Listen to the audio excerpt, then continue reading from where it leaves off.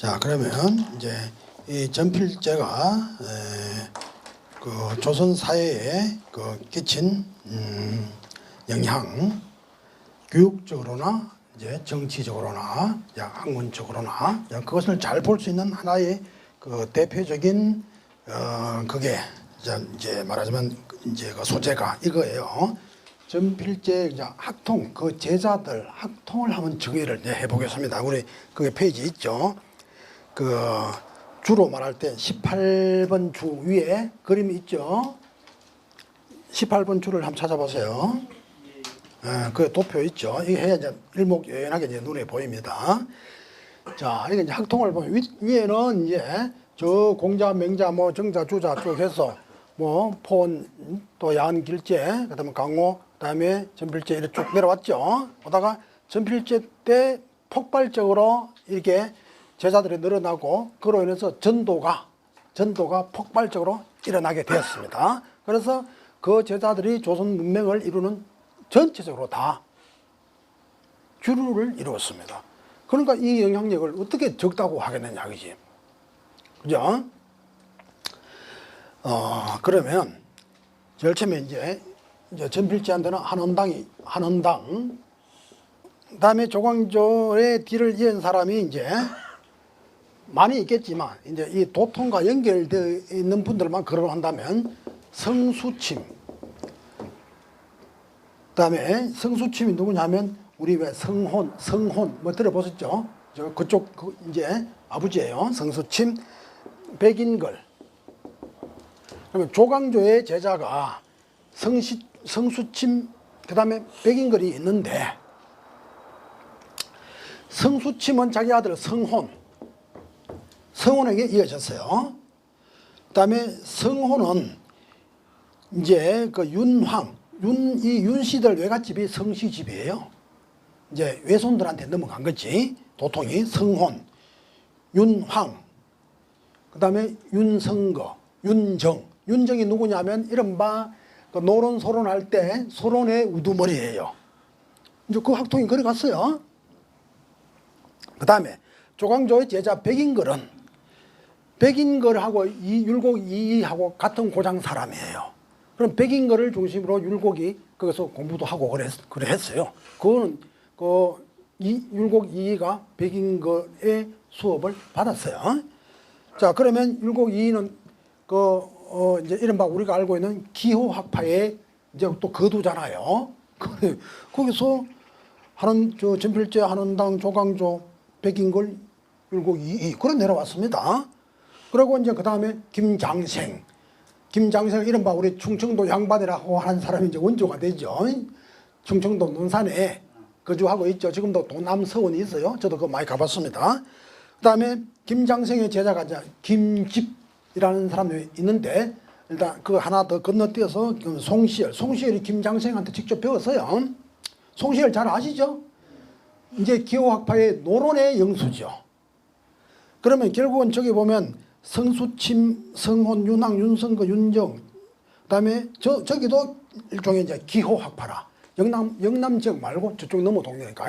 그다음에 기호학파는 두 파가 있단 말이죠. 노론, 소론 이렇게 나누어 볼 수 있겠죠.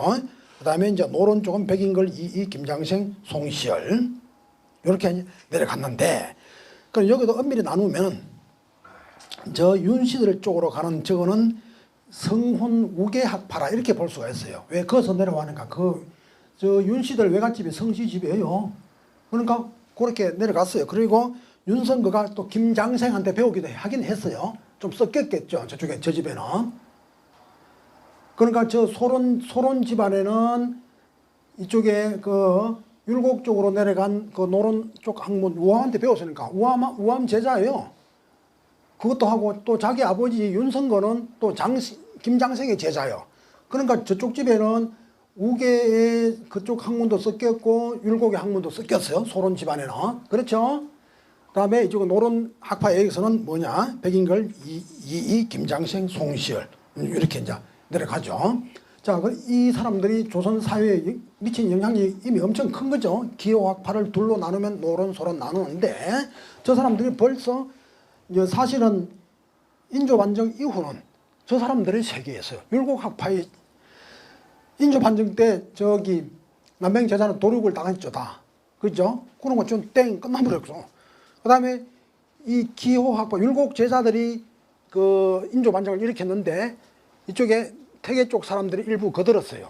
그래서 지분이 뭐 한 율곡이 한 70%, 태계 쪽 남인이라고 불리는 그 사람들이 한 30% 이렇게 되겠지. 그래서 조선 후기 지분은 정치적 지분은 그렇게 내려온 거예요. 그래서 학문적으로 정치적으로는 거의 저기 한원당 쪽 이제 전필제 제자의 한원당 쪽 사람들이 쭉 이렇게 그렇게 내려갔었죠. 그래서 나중에 보면은 저기 전필제가 이제 그 연산군 시효 문제로 문충에서 간락할 간자로 깎였다가 다시 문충으로 회복이 됐거든요. 그게 문충으로 회복시켜 준 사람이 노론 쪽 사람들이라.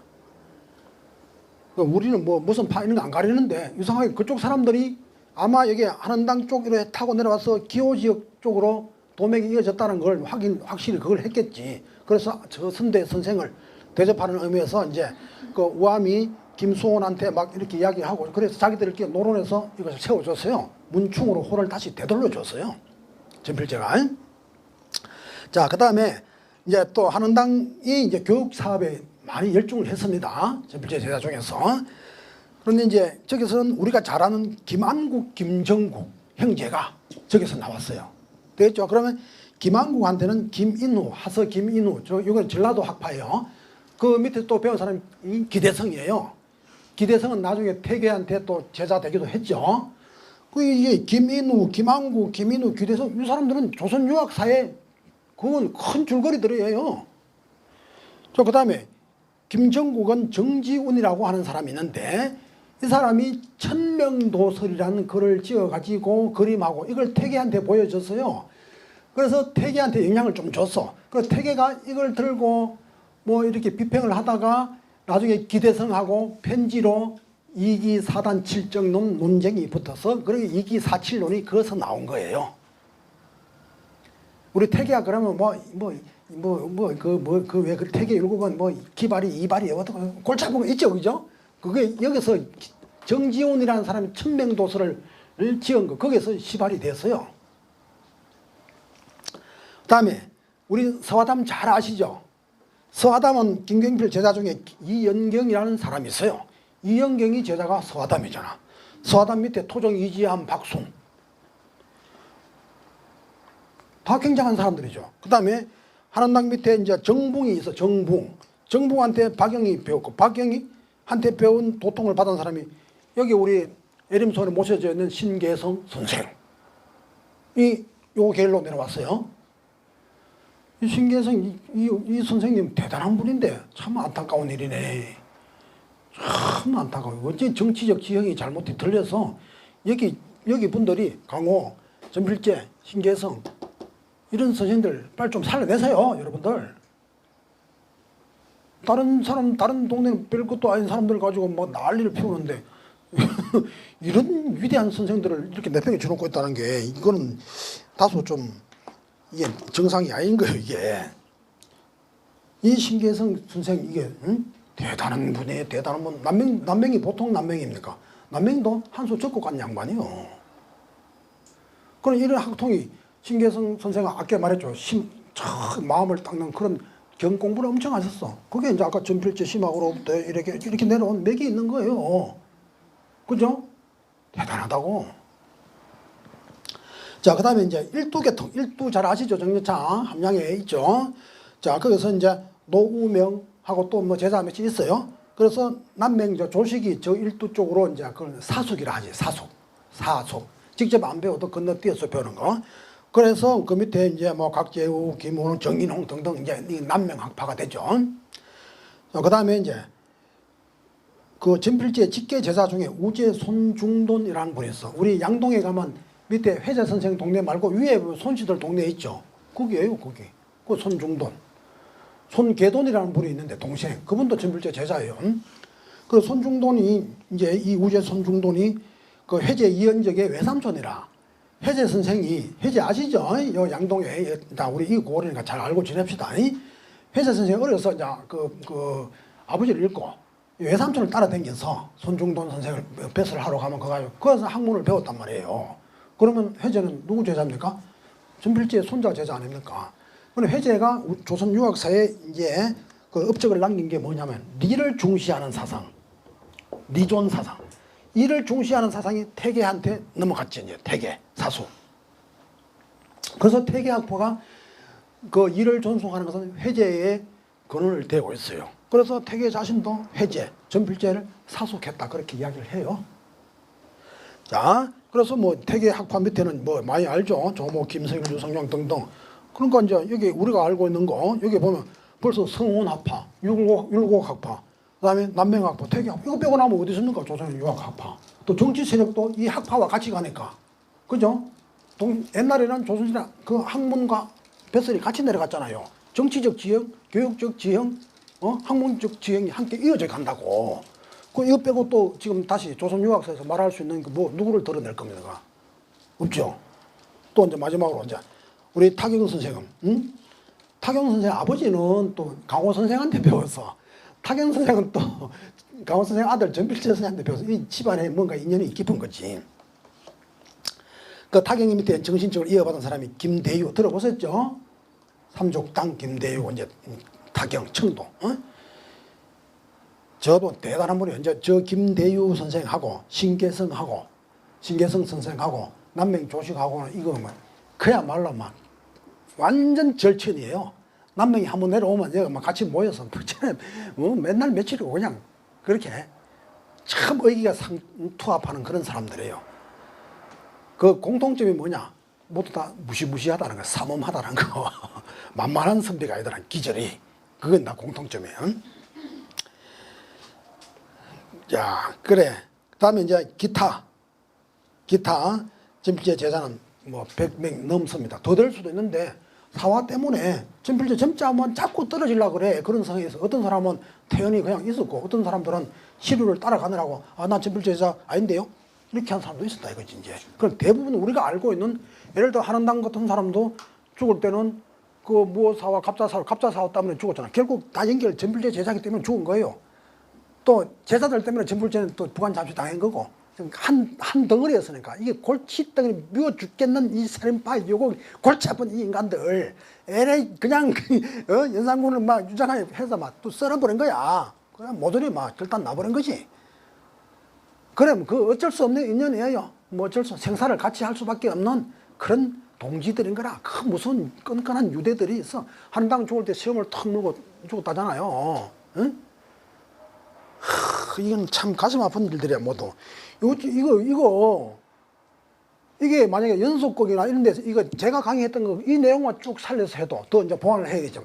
엄청난 이 감동과 이건 설일이 있는 거예요. 이게 인간이 들어있고 진짜 사람의 길이 무엇인가 들어있고 이건 전 국민을 몇 번이나 또 올렸다가 들었다 할 수 있는 이 인간으로서의 숭엄한 이 모습을 지켜야 되는 우리 모습을 여기서 다 볼 수 있다는 거라. 이거 왜 내 팽에 채우느냐 이 말이에요. 에? 여러분들 편합니까?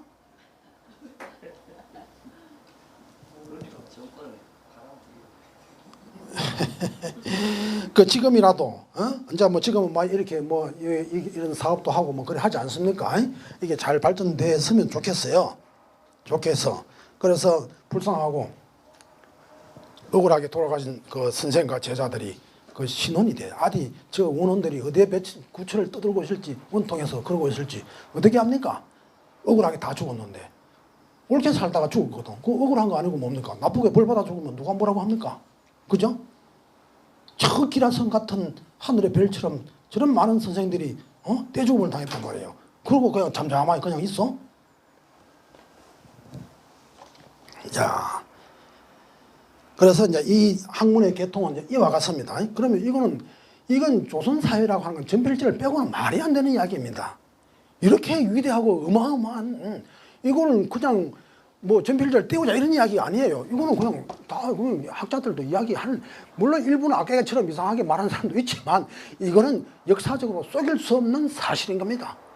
그래서 조금만 더 밀고 가면 이건 더 우뚝 세울 수 있는 그런 상황들이 되지. 전필제뿐만 아니라 그 불쌍하게 죽은 억울한 제자들 다 살려줘야 돼요.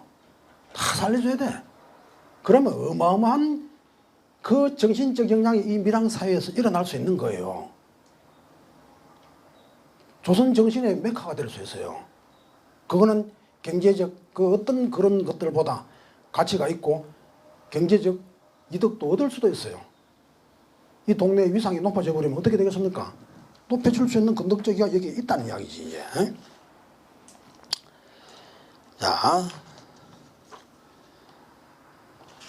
그럼 이제 쭉 넘겨서서 그러면 이제 전필제와 이제 그 정치적인 그런 부분에 대해서 이제 학문 뭐 교육에 대해서 이제 쭉 이제 대략 이제 말씀드렸잖아요.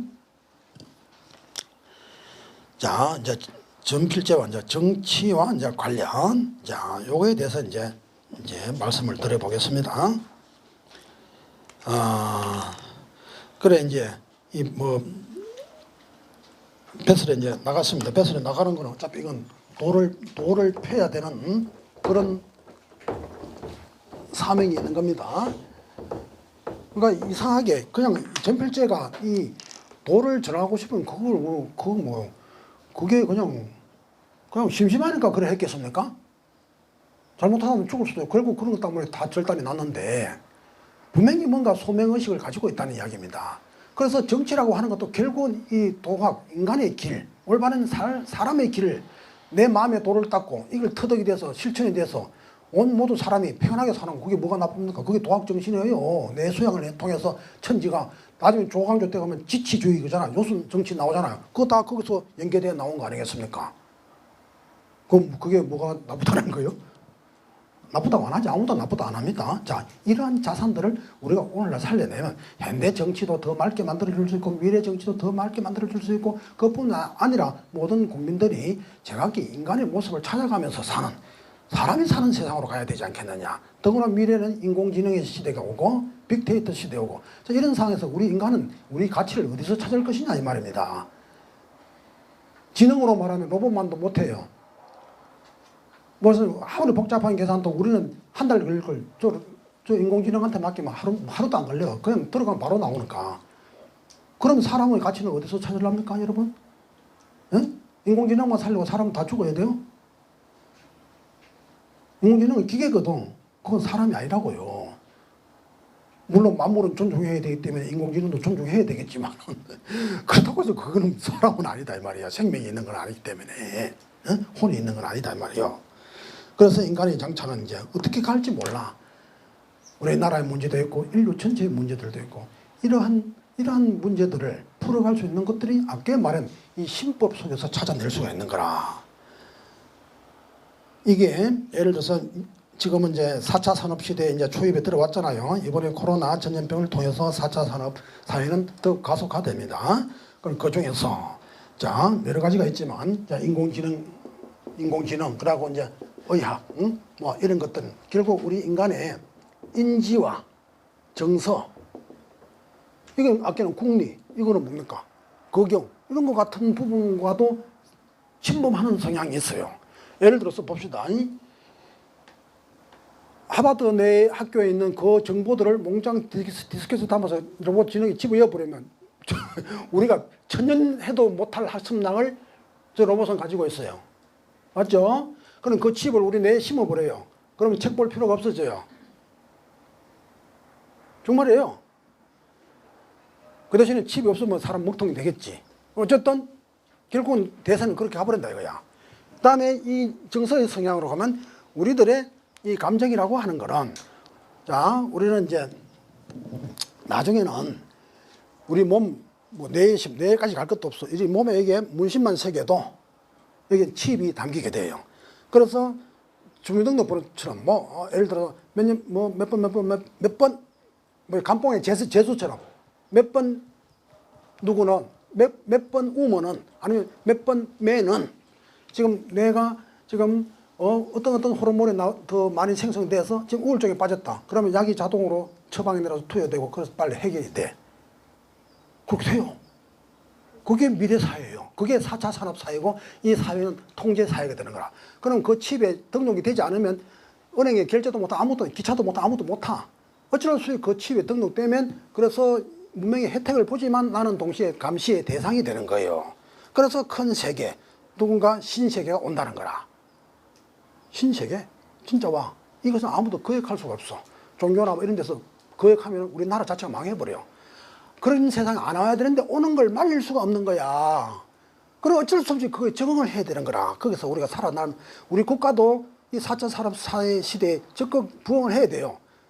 멍청한 짓 하다는 대부분 날아가 버려. 이제 딱 한 10년, 20년 사이에 천지는 개벽이 일어납니다. 무서운 상태예요, 지금. 우리 국군이 그렇다는 거예요. 뭐, 우파 같은 좌파 같은 어쨌든 이 4차 산업사회의 흐름을 맥을 잡고서 그게 올라타지 않으면은 우리는 도태돼. 여태까지는 잘 먹고 잘 살았지만 도태돼.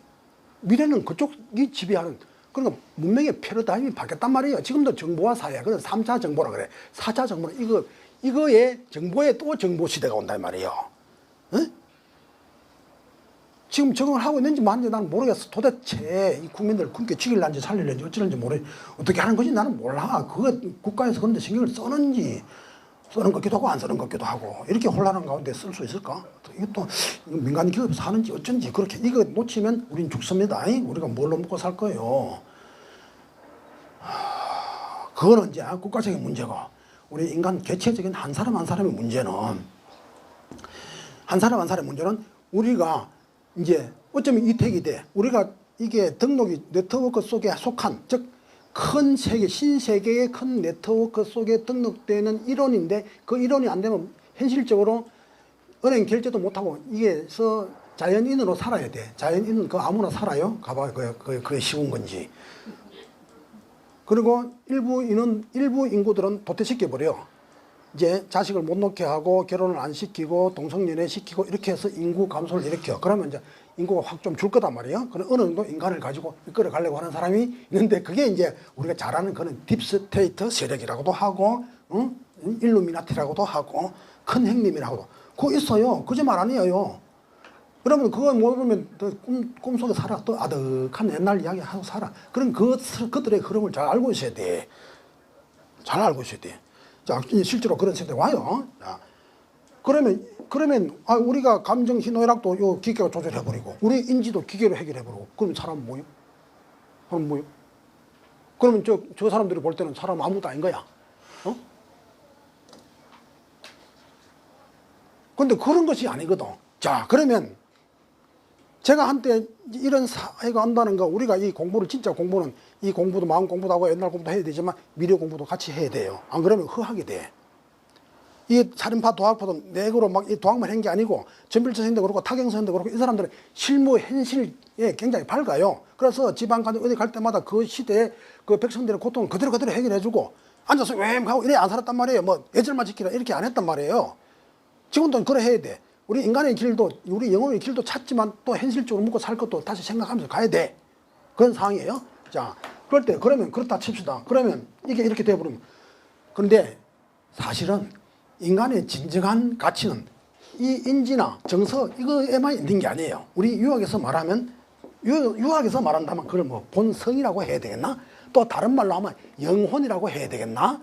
불교식으로 말하면 야레야식이라는 게 있어. 이거는 불멸의 내 의식이야. 모든 내가 살았을 때 모든 역사 제업 업장들에 다 저장되어 있는 제8 그 야레야식이 있어. 7식 말고 8 야레야식. 그러니까 진정한 나의 개체. 물론 이것도 진정한 나도 없는 데서 왔기 때문에 이것도 진정한 나라는 것은 사실은 없어. 무야. 그러나 이거는 또한 그 현존하는 나로서의 진정한 본체는 또 있어. 감정의 차원과 다른, 인지의 차원과 다른 또 다른 차원이 들어있단 말이야. 그 본질은 물론 없는 것이지만 그러나 내가 개체로서 존재하는 이상은 그 밑바닥, 가장 근원적인 밑바닥에 나가 있다는 거예요. 그럼을 지켜야 돼. 안 그러면 이거 한대 해서 우리는 사람이 아무 가치가 없어지는 거예요. 그거 하는 길이 뭐냐? 그거 전필제 심하게 이야기했잖아. 네 마음의 세계, 이 성이, 마음 밑바닥에 있는 이 성의 세계, 이에 도달하란 말이요. 이거는 기계 아니라 기계 할배가 와도 해결을 못해. 이제 이 말하자면 불교적으로 말한다면 아무리 인공지능과 정서적인 이거 활용한다 해도 내가 지었던 그 제업에 대한 것은 해결할 길이 없어. 쉽게 말하자면. 기독교적으로 말하면 아무리 이런 거 있어도 하는 게 지은 그 제 자체는 기계 아니라 기계 할배야. 생물학, 약학, 이거 할배가 와도 해결을 못해. 그거는 오직 우리 인간 스스로가 해결해야 되고 그 길은 이미 성현들이 제시해주고 가르쳐주고 있었어요. 우리가 유학이 단순히 뭐 희노애락 관리하고 이런 차원이 아니라니까. 그 밑바닥, 이거는 심의 세계는 성이 있고 유학식으로 설명해 볼게요. 정이 있어. 이 심의 근본 뿌리는 성이라. 이게서 이게 사물과 감흥에서 일어나는 감정이야. 감정은 일단 2차적인 것이에요. 그리고 2차적인 이 감정을 착하게 함으로써 성을 배양한다. 이런 게 아까 우리 이제 이런 식 공부 방법도 있어. 그럼 결국 근본적으로는 이 감정이 그는 이 감정이 실제적인 상황이 아니고 더 뿌리인 성이라는 게 있어. 이거 살리려고 노력하는 게 바로 우리 유학이고 도학이고 다른 데서도 저 부분에 역시 관심을 가지고 있는데 야차하면 우리 저런 부분을 놓쳐버리면 그거 우리에게 이 성이라는 거 우리 주체라고 하는 게 없는 거라고 생각했다면 지적인 부분, 감성적인 부분은 기계의 조정을 당하는 인간은 하나의 초라한 아무것도 아는 로봇과 다름없는 그런 존재로 전락하고 만다 이겁니다. 그러니까 그런 의미에서 봤을 때 자, 이 공부가 가치가 있는 겁니까 없는 겁니까? 엄청나게 있는 거죠. 결코 우리가 기계 세계, 기계에게 복속되지 않으려고 하는 그 길은 이 속에서 찾을 수밖에 없어. 전필제도 이미 말했단 말이에요. 그래서 이 공부가 보통 공부가 아닌 거라. 자, 그래서 이제 전필제가 이제 조정에 이제 이거 아시겠죠? 이런 부분도 이것도 어디 좀 이런 부분을 흐름을 좀 감지하고 계셔야 돼요. 안 그러면 원시 시대 이야기 아무 설득력 없고 사람 따라오지도 않아. 공부도 되지도 않았고.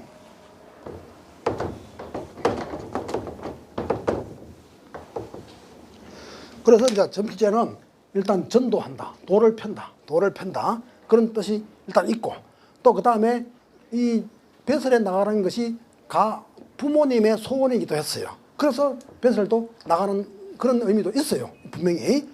그렇지만 그거 하려고 또 했겠습니까? 그래서 전도에 대한 내가 이 도를 체득하고 이것을 전해야 된다는 그런 사명감이 그대로 있었지. 죽을 때까지. 왜냐?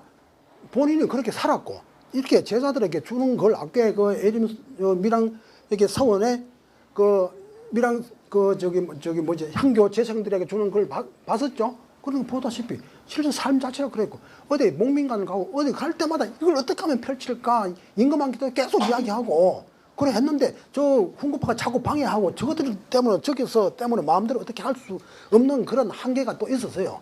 저것들만 없었으면 확 그냥 빨리 왕화 그야말로 도학 정치, 요즘 정치를 펼칠 수도 있었겠지. 그러니 걸림돌이 너무 무섭다는 게 끝에 가면 사람 찔러 죽이고 이런 사람들이 딱 버티고 있어요. 이거 어떡합니까 이게. 그래서 정치를 뜻을 펴려고 했는데 이게 어느 정도 좀 한계가 뭐 그런 것도 좀 있었어요. 그래서 전필제는 지방에 가서는 펄펄 날아서 훨씬 더 정치를 잘하고 함양군수 할 때는 나올 때는 생사당을 군민들이 지어줬어요. 생사당이 뭡니까?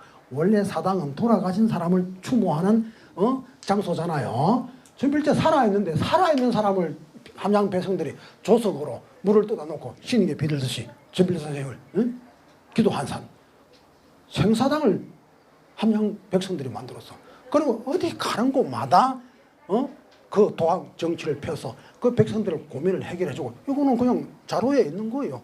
전필제가 백성들을 수탈했고 뭐 들어본 적 있습니까? 그런 거 없어. 어떻게 하면 이 백성들 고통을 들어줄 것인가? 자, 그래 백성의 고통을 들어주는 거. 그리고 도를 전하고 백성의 고통을 들어주고. 이게 이제 정치의 전필제의 말하자면 그 정치의 제일 하나의 뭐 궁극적인 목적이 돼. 도를 펴고 또 그를 통해서 올바른 정치를 해서 임금님도 백성도 모두 행복한 모두 바른 사회 가자고 하는 게 전필제의 소원인데 그 당시에는 아까도 말씀드렸지만은 세상 기강이 엉망진창이었어요. 음란한 세상이었다 이 말이에요. 말만 조선 건국이 승리하게 시대라고 했지만 여전히 그렇지 않아요. 앞 시대에 나쁜 습속들이 여전히 내려오고 있었단 말이에요. 그럼 여기서 이거 빨리 쳐내야 되는 그런 상황에서 어떤 정치적 어떤 그런 힘을 좀 빌리기도 하고 그게 좀 소원을 담아내려기도 했지만 참으로 적이 너무 강해서 견제 세력이 너무 많았어. 그래서 그런 면이 있고 그래서 이제 정치하러 간 것 중에 한 개의 예만 하나 들어볼게요. 우리 잘 아는 그 함양에 이것은 누구나 다 아는 겁니다. 함양에는 원래는 차가 나지 않아요. 그런데 국물에 어느 시대인지 그 함양에서는 차를 바치라고 정해져 있어. 그러니까 이거 뭐 어떻게 할 수도 없고. 그래서 함양 국민들이 이제 지금 생각해보면 그 산 넘어서 지리산 넘으면 구리에 뭐 이런 데 가면 차가 많잖아. 그죠? 지리산 화계 그죠? 그럼까지 이제 차를 사러 간단 말이에요. 그러면 걸어가는 것도 힘들고 비싸게 또 사야 되고 군민들은 이제 힘든 거예요. 그래서 전필제가 부임하고 또 와서 보니, 야, 이게 뭐가 불합리하고 우리 백성들이 힘드네.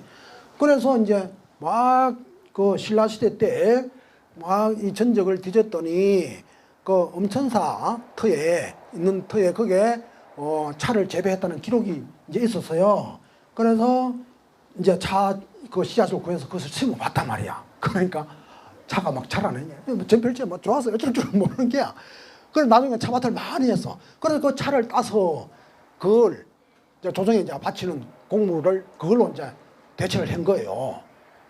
그래서 그때 이제 전필제가 그 흐뭇한 기분을 여기 이제 줄을 28번 줄을 한번 보십시오. 아니 28번이 아니고 저기 30번 줄을 한번 보세요. 거기에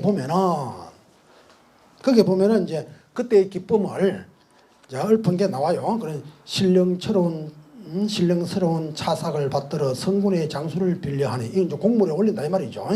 신라 때 남겨놓은 종자를 오랫동안 듣지 못하였네. 이제야 두류산 아래서 찾아서니 우리 백성들 조금이라도 여유롭게 됨이 기쁘구나. 이제 백성들 허리 좀 펴서 참 기쁘다.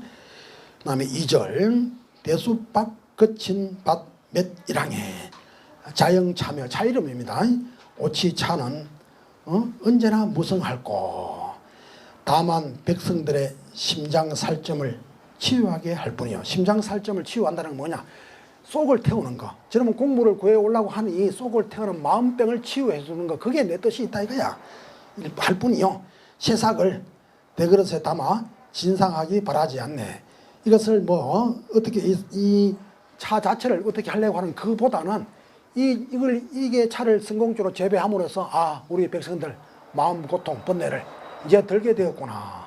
그러죠. 그 기쁜 시를 해줘. 그래서 지금 가면 함양군에 가면 그 저기 그 칠선계곡 들어가는 입구 그리 안에 가면 이제 또 마천 있고 또 거기에 들어가는 입구에 보면 산청서 여기서 뭐 산청서 들어가는 입구에 보면 거기에 그 옛날 차밭 경영했던 터에다가 지금은 큰 비석을 하나 세워놨어요. 전필제 이제 관영 차밭 뭐 조성터 그래가지고 하고 요즘은 저 간혹은 저 보면 이제 다도하는 사람들이 전국 다도하는 사람들이 1년에 한 번씩 거기서 모여가지고 그래서 전필제를 또 다도하고 전필제 시에 다도시도 굉장히 많아요. 아까 우리 그 도학시가 많이 있는 것처럼 다도시도 많아서 또 이제 다도하는 사람들은 전필제를 다도인이라고 그렇게 이야기, 그렇게 할 만도 하지. 차와 일단 인연이 많고, 또 지리산 근처, 그 함양 군수했기 때문에 그 차와 차문하고 자연히 접하게 되고, 시에도 굉장히 차에 대한 시도 많이 있어요. 그간 논문 쓰는 사람, 석사, 박사 논문 사람 내가 많이 봤어요. 자, 그런 거 있고, 또 예를 들어 함양 같은 경우, 그것뿐만 아니라 여러 가지 정책을 펴가지고 이 사람들이, 백성들이 편하게 살 수 있도록 그렇게 해준 것들이 있고, 또 그 다음에 이제 또한 학자이기 때문에 이 전필제 선생이 가는 지역마다 함양이든 이제 선산무사, 함양 군수, 전라도 감찰사 이거 했거든요. 지방직으로. 그 가는 데마다 거기에 그 지도지, 그게 왜 그런 걸 만들었냐? 지도, 또 그다음에 그게 어떤 행정적으로 그 뭐 호수라든지 이런 걸 싹 파악해서 왜 그렇게 하느냐 하면 그 관료들이 수탈 못하게 하게. 그러니까 현재 있는 진짜 장부를 딱 만들어 버리는 거야. 그러니까 그 뭐 가짜로 막 이렇게 이런 만들어 가지고 새를 더 붙이가 빼앗아 먹고 이런 걸 못하게. 그리고 지도 지리지 모두 다 그리고 그래서 그거는 뭐냐 백성들의 이제 생업에 평안하게 하도록 이제 그렇게 뭐 구체적인 그런 게 굉장히 많고 그것보다는 정치를 하면서 임금한테 바른 백성을 위하는 정치를 하라고 환치정기라고 하는 또 그런 글이 있어요. 거기도 보면 임금한테 자꾸 이제 백성들을 사랑하고 이래 하라고 그렇게 자꾸 권하고 그 자체가 임금을 벌써 이렇게 하는 거는 자체가 정치적으로 굉장히 플러스 요인을 실제로 하는 것이겠죠.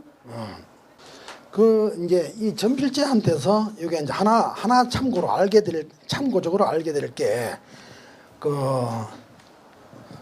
이런 이어필제라는 말이 있어요. 뭐 이 두이자 가진 이어 전필제 할 때 필자. 이게 저기 남효원, 주강 남효원이 전필재를 엄청 따라요. 남효원이 얼마나 성격이 삐딱한지 알아요? 그 인간 뭐 조정에도 막 때려 갖다 뭐 직격탄을 쏴 붙입니다. 그래서 전필재한테는 콕 보내. 그래 그 남효원이 저기 영남누이 시에도 그거 지었잖아. 천재 1위는 천년에 한 사람이 김전필이요. 백년의 명성지은 영남누라고. 그런데 전필재를 하면 깜빡 죽는 사람이 그렇게 성격이 대단한 곱고 무시무시한 사람 무시무시해. 죽는 거 그런 거 뭐 하나도 겁 안 내는 사람이요. 그러니 그렇게 추송을 했는데, 그래 이 무슨 뜻으로 이 문집에다가 한원당과 이어필재 이런 말을 떡 써놓은 거야. 그래 이 가전 이자 두이자 요거 두이자가 알로 내려와야 돼요. 이래 놓고 요게 이렇게 하면 일단 찾아보세요. 나중에 이게 뭐냐 하면은 전필재가 이제 그 한 50대 중반 돼서 그 조정이 2조 참판인가 2조 뭐에 이제 그에 이제 들어간 적이 있어요. 그 김천에 그 좀 이제 있다가 밀양에서 묵고 사는 게 힘들어서 정말로 묵고 사는 게 힘들어서 김천에 가서 그 이제 처갓집에 가서 겨우 목에 입에 이래 있다가 그 이제 조정이 안 가려고 했더니 자꾸 성종이 오라 그래서 또 이제 벼슬에 나갔는데 그때 이제 저기 나가가지고 그때 한원당이 이제 선생님한테 선생님 좀 그 임금님한테 좀 더 적극적으로 건의해서 그렇게 뭐 하세요. 그런 논조로 이제 시를 이제 5수를 보낸 거라.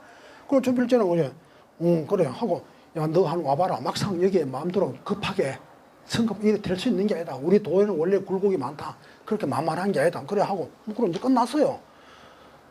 그리고 그것 때문에 이제 이 남영원이가 이어필재라고 그래 또 문장을 남겨놔서 그대로 한원당하고 전필재는 갈라섰다 이렇게 또 해버린 거야. 그 이게 이제 치명타의 하나 또 하나라. 전필재한테는 그런 게 아닌데.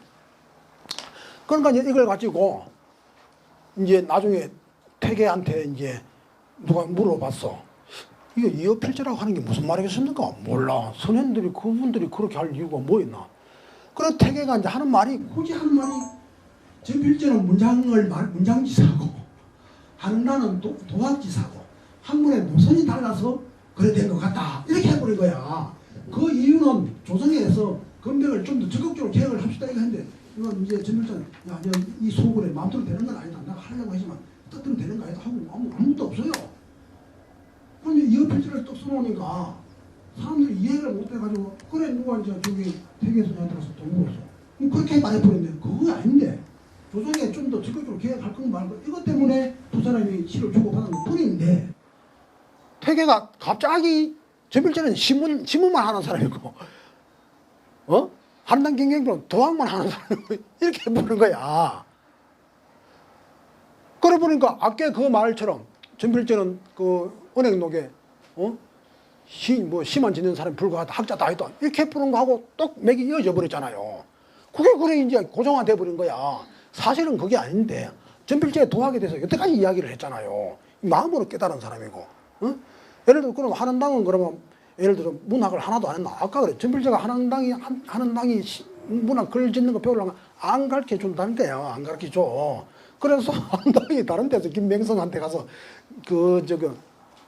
가서 막 시 짓는 거 배우고 그랬다고 가고 보려고. 그 나중에 전필재가 선산무사할 때는 와서 또 시도 이제 가르쳐 주고 했지만 처음에는 그거 안 가르쳐 주려고 그랬어요.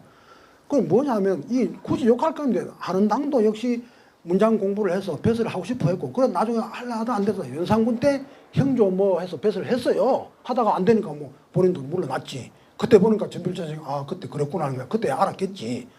그런 내용이에요. 전필재는 오직 뭐 시인만 했나? 마음으로 도통을 깨달은 사람인데 그 이렇게 평가 태계가 해버리니까 이상하게 돼버린 거야. 그래서 또 전필재 또 무시당한 거야. 그렇게 됐다는 거예요. 그 서흥김씨들 한원당이 서흥김씨거든. 서흥김씨 집에서 그 결혼 시집 온 사람 우리 할머니 아주머니들은 많아 지금도 많아요. 그런데 전필재하고 한원당하고 무수히 갈라섰다는겨. 그 후에 사람이 그걸 이제 씹을 거리가 되는 거야. 그걸 계속 씹는 거요. 그 우리는 이제 그 한당 자손들 중에 이제 결혼하러 우리 온 사람들을 태코로 그냥 목골댁이라 그러거든. 목골댁, 목골 아줌매, 목골 할매 이 간다고. 그게 미람이. 아니 목골은 여러 군데 있는데 그 한원당 자손들이 사는 또 목골이 성김씨들이 사는 목골이 있어요.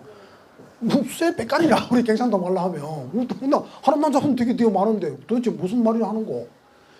그리고 결정적인 것은 어디냐면은 저 한당이 이제 이런, 자 내가 말로 할게요. 여기 보면 어디에 있습니다. 전필재가 이제 행정판서를 하다가 이제 풍이 걸려서 더 이상 변절도 하기 싫고 그래서 이제 내려오게 되었어요. 내려오는데 내려오자마자 제일 먼저 찾아온 사람 누구냐 하면은 한당 김경필하고 일도 정년창이 찾아와서 저 제대로 집에 가서 며칠 공부를 하고 경사를 읽고 그래 갔다는 편지가 얼마 전에 발견됐어요. 지금 가면 우리 종가사랑에도 이렇게 초소로 막 써놓은 게 있어. 그럼 그게 누구냐면 박형달, 내가 여기 분이에요. 박형달. 그 자손이 박수춘이라는 분이 있어요. 그분의 기록에 그게 다 담겨져 있어. 그게 이제 한 번은 우리 계실 전필재 자손 어른들이 놀러 어디에 왔는데 박형달 자손인 박수춘 자손인 요즘 얼마 전에 할아버지들이 우리 계실에 전필재 자손들 지금으로 말하면 돌아가신 어른들을 자꾸 자기들 집으로 한번 와보라고 하더래요. 그래서 가서 뭘 보여주는데 보니까 초서로 쓴 전필재 선생님 막 편지가 있는데 그거 보니까 이제 배설을 끝내고 오자마자 바로 그분들이 찾아와서 공부를 했다는 내용이 들어있는 거라. 그리고 한때는 한원당 자손들도 막 전필재 제자 아니라고 막 그런 적이 있었어요. 한 40-50년 전에. 그런 말에 격동이 돼가지고. 그리고 이 편지를 딱 보여줬더니 이제 입이 쑥 들어가는 거야. 한원당은 끝까지 갈라선 적도 없어. 그러니까 전필재를 떼내고 한원당이 더 올라가려고 했던 그런 생각도 있었지. 그런 운동들이 있었어요. 그게 이제 한강정구는 아시죠? 한강정구는 한원당의 한원당의 고손장가 정손장가 그래요. 한강정구 할머니가 한원당 집에서 시집 온 사람이라. 외정손이라, 외정손. 하고 또 태계 선생이 아까 막 그렇게 말했잖아, 그죠? 그러니까 이게 또 해서 그렇게 엮어버렸어.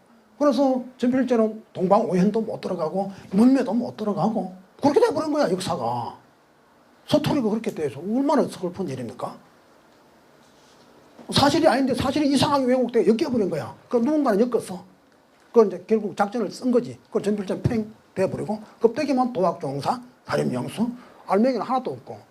이거 보세요. 이게 서원이 이것도 좋지만 이마저도 여기 선상계시 누구 밑에 사람들이 막 이렇게 하고 합작해서 이렇게 만드는 거예요.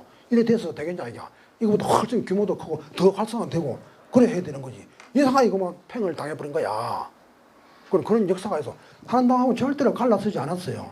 절대로 그런 거고 지금도 잘 지내고 그 집 사람들 다 우리 시집 오고 우리 가면 선생님 집이라 그러고 다 그래 해요. 그 옆에 사람 이상한 학자들이 이게 막 거리가 되잖아. 자꾸 씹어대가 논문을 생성해내는 게야. 참 내가 오이가 뭘 제대로 좀 알고나 해라 이 사람들아. 그런 운동을 해야 돼요. 공격을 더 안 받게. 이 정말로 그냥 선으로 말하면 달마도 존자 같은 이런 사람을 무슨 이것을 말 안 했다 그러고 뭐 시험해서 저쪽에 저 뱀방에 다 갖다 버려놓고 말만 선생님이고, 응? 여러분 이거 한번 물어봅시다. 어떻습니까? 이렇게 되면 맞습니까? 안 맞죠? 그래 그렇게 되어서 상황이 그래서 전필재에 대한 연구는 좀 더 돼야 되고 이거에 뭔가 전필재 사상을 선양하는 것은 전필재를 위한 것뿐만 아니라 아까 말씀드린 것처럼 우리 국가의 정신을 더 활성화시키고 맑게 하는 데 의미가 있고 앞으로 더 나아가서는 4차 산업시대 인간성이 상실될 수 있는 이런 상황에서 우리가 저 공부를 터득해서 연구를 함으로써 인간은 여전히 인간의 존엄을 지킬 수 있도록 하는 하나의 출발점이 될 수도 있다는 거. 그런 자각을 가지고 우리가 연구를 하고 공부를 하고 그렇게 해야 된다는 거예요. 그냥 뭐 옛날 역사 공부 좀 하고 그래가지고 되는 게 아니다는 이야기예요. 자, 그래서 이제 오전 오후 이제 두서 없이 열정이 있던 어린 연사가 그래 뭐 되는 소리 안 되는 소리를 하고 했는데 여러분들 다리도 아프시고 할 텐데 수고하셨습니다. 그래서 하여튼 잘 연구를 해보도록 합시다요. 예, 그래. 네, 감사합니다.